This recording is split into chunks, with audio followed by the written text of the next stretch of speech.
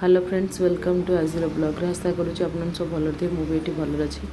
आज रेसिपी हूँ चिकेन दला रेसिपी। देखो मुझे चिकेन को केमती दली दूसरी चिकेन सहित मुझे बहुत मसला भी दे सारी सोरिष तेल बटाबटी मसलार मु जीरा धनिया अदा रसुण पेस्ट सब देखिए गोटा पियाज और कंचा लंका भी काटिकी पकईकी मुझे दला स्टार्ट कर देजी।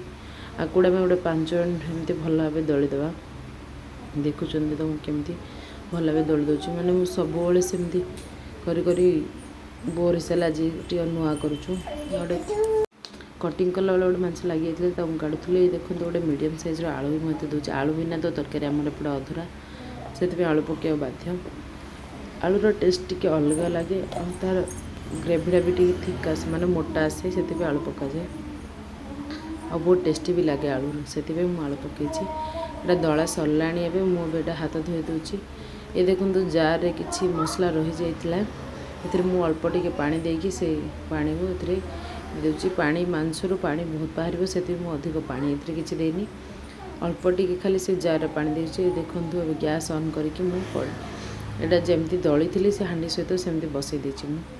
आगे किसी चेंज करनी मु कोड़े 5-10 मिनट पर आम चेक करवा कौन है।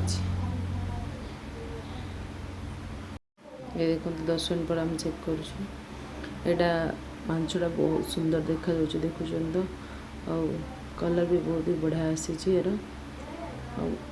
अलरेडी हो आसला गोटे 5 मिनट बस माने आलू और मांसटी भल भाव सीझीगले अधा अधा सीझी आसला टिके सीझीगले भल लगे।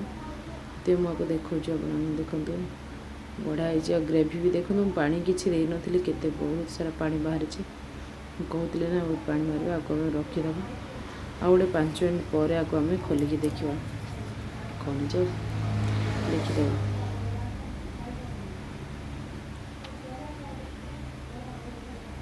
गैस को मुझे मीडियम रखी देखो 5 मिनट्स पर मुझे चेक करुँच कौन होली कहीकि